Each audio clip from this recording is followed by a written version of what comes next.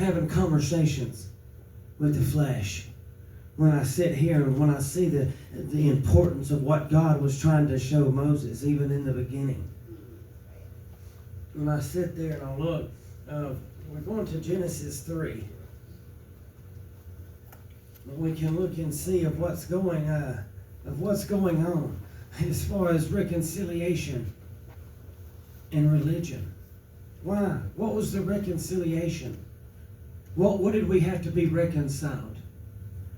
You know, this, and I love, this, when I seen this early this morning, I was excited. I was wanting to be one of, flip up on my hands and walk up on my hands or something.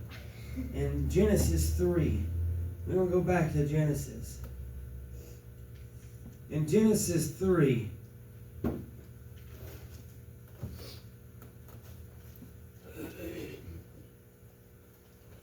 then we can look. We're going to look and see about perception today. We're going to look at perception of what it is. Verse 1 in chapter 3. Now the serpent was more subtle than any beast of the field, which the Lord God had made. And he said unto the woman, Yea, hath God said, Ye shall not eat of every tree in the garden? And the woman said unto the serpent, We may eat of the fruit of the trees of this garden. Well, one of the things I was looking at when, was who was she talking to? Everybody just always assumed that she was talking to Adam, or talking about Adam. But I think she was talking to the serpent when she said, we. I don't think we can eat of the garden. I don't think she was talking about me and Adam. We can eat. I'm talking about me. We can eat of any of the garden, any of the trees of the garden. And he said, okay, but the fruit of the tree, which is in the midst of the garden, God hath said, you shall not eat of it, neither shall you touch it, lest you die. And then the serpent said unto the woman, You shall surely not die. For God knows that the day that you eat thereof, your eyes shall be opened. You shall be as gods, knowing good and evil. So we're looking here.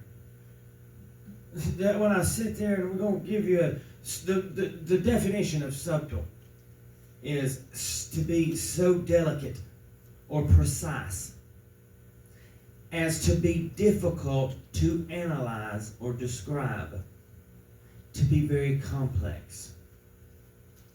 Okay?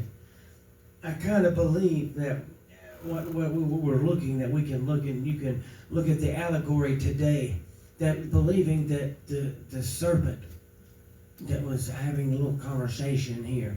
Well, number one, humans always want to give God a military body. One that's going to come and cutting the heads off of everybody. Well, people want to give the devil's bodies too. Okay? I believe that the serpent here was the flesh that God had created.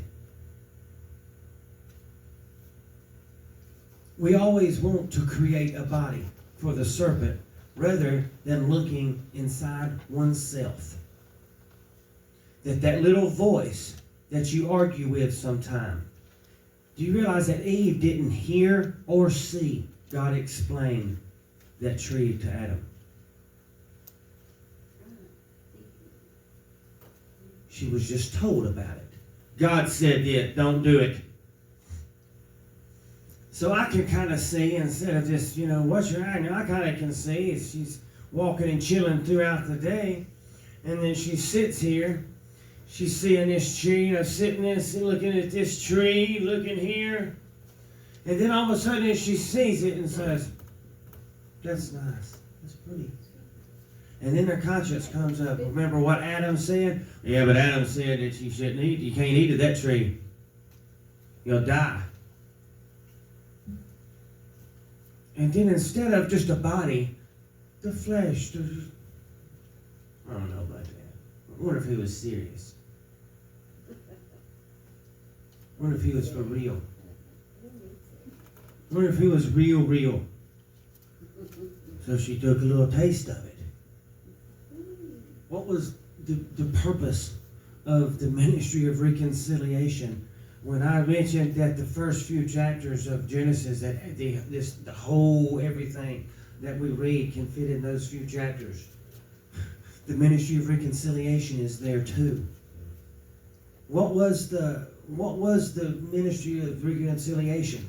When we look at reconciliation, the meaning of the word, the act of causing two people or groups to become friendly again after an argument or a disagreement. What was the need for the ministry of reconciliation? The need of reconciliation was to mend the disagreement between two people or groups, correct? Well, what was the disagreement that had to be mended? Have you ever thought about that? What was the disagreement that had to be mended? Why was the ministry, why have we been given the ministry of reconciliation? Why were we considered now we are ambassadors of Christ? Why? Why was we given that ministry of reconciliation? What was the disagreement? The disagreement was that one little word, a little too far. The disagreement was, you can't eat of that one, you'll die. And then the flesh sparks up, thou shalt not surely die. But he knows that when you take part of it, your eyes are going to be opened. And you're going to be like God's. The Bible even on down there, it says they'll be like us. Yeah. Well, what's the us? The us is the deities, the spirits, that was able to have perceptions. Where angels don't have perceptions. They're messengers. We can have different perceptions.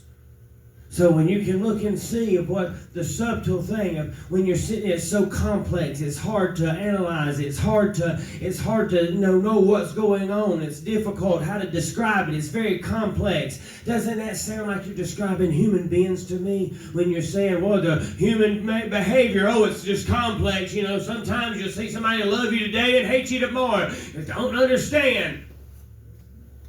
So instead of looking at it in the having of the perception of some suave snake, have you ever thought of that the serpent that was created, that it was created and it can't leave? When it said that the devil can't be without it can't be without either or. If God's running around, there's got to be the devil running around until it's ended, until it's over with. He said, for those days, he said, unless they be shortened, he said that there would be no flesh saved.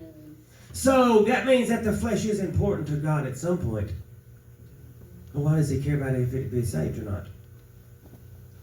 If you're just thinking about carnal thought and thinking and not spiritual, why does God really care? Since the flesh is enmity against God, he told us to do everything we could do to overcome it, to kill, to die out to the flesh every single day. But he said, lest those days be shortened, no flesh shall be saved. Why does he care about the flesh? Why does it matter? I look at it matters simply because our perception has been changed. We've been being taught perceptions of the world instead of perceptions of God. Simply like when we were told that Moses missed the promised land. He knew God face to face. So he's seen the promised land before Peter seen it. Peter seen the promised land too. Who do you say that I am? Thou art the Son of God, and taketh away the sins of the world. Moses saw the promised land way before Peter saw it, and before the people at the Pentecost seen it. He said it's a sound. It came down like a mighty rushing wind. Moses seen that when he stuck his hand over the sea, and out of the east that storm and that wind started coming down. He said, this is that wind that went through the Garden of Eden. This is that wind that passed through the trumpet and the vessels of the Lord that made the sound. And when the wind and the sound of God comes through the vessel of God, it causes the water to part. Because when you get into that place, Moses didn't have to do anything but stick his hand out to part the sea. Then after it switched, God was like, okay, we're going to go across Jordan. We're going to go take the land now. It's, it ain't time for y'all to be walking into that. So we're going, y'all have proved that over the past 40 years. And so now you're going to have to do something. Since your perception is the way it is, the water didn't split for Joshua like it did for Moses. The priest had to come down. Joshua didn't sit there and stick out his hand. It was the priest's feet. He said, "No, you let the priest. You let them take who bearing the Ark of the Covenant, the presence of God, God's house at that point. You let the high priest come, and when the soles of their feet touch, that's when the water is going to start splitting. It's going to stand still and it's going to stop. The land is going to dry out so the people can go across." So when you sit there, the dispensations of what God was trying to do, trying to show us. So that was what the ministry of reconciliation, he was trying to reconcile. He was trying to bring back together that one little statement, "Thou shalt not surely die." Because when he looked and said in the verse, he said, "You shall not eat of it. Now shall you touch it lest you die." Colossians 2 and 21 and 20 through 23 said, "Touch not, taste not, handle not, which all are to perish with the using after the commandments and the doctrines of men." That's another one he says. That's one of the things. He says it's the doctrines of men. That's the commandments of men. He said that's what's gonna do. He said, "Touch not." He said, "Taste not, handle not." Don't that mean kind of the same? Don't it sound like just about the same thing? When Jesus was looking at that garden, looking at what he was looking at that thing, he said, "Taste not of this tree. Don't even touch it lest you die." Well, he's still preaching this. Taste not, touch not. It wasn't an apple. It wasn't a tree. It was that mindset. It was that perception. He said that's what the problem was, is listening to the flesh, listening after the flesh, following after the flesh, not realizing the flesh. Reconciliation, reconciling that back to its former position. We've got to realize and know the difference between reconciliation and religion. When you sit here, in Colossians, he said there, let's see, in verse 23, he said, "To perish is all after the commandments and the doctrines of men." Verse 23, Colossians is a big one. I mean, you go in there and it also tells you there's a lot of things that, there's a lot of things that's been thrown my way that Colossians tells me not to worry about.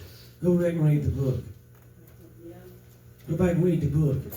There's a lot of things that, church people said, no, church people shouldn't do. Go back and read Colossians. Colossians will tell you Paul nipped that in the butt right then. Yeah, right then.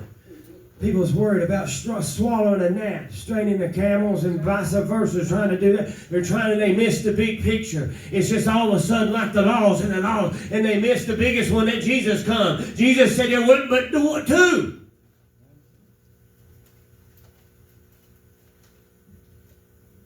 One and two. But you love one another. So I don't really know any other one. If you believe, what was the meaning of the religion of Christianity? I don't know. I sometimes forget. Sometimes I have to read it again. It originated from the life of Jesus Christ. Christians believe that Jesus Christ was the Son of God, and he was raised from the dead. Cool. That's neat. Oh, we sit there. What did he have to be reconciled back? Surely at the dying part, we had to reconcile because we listened to the flesh. We listened to the flesh.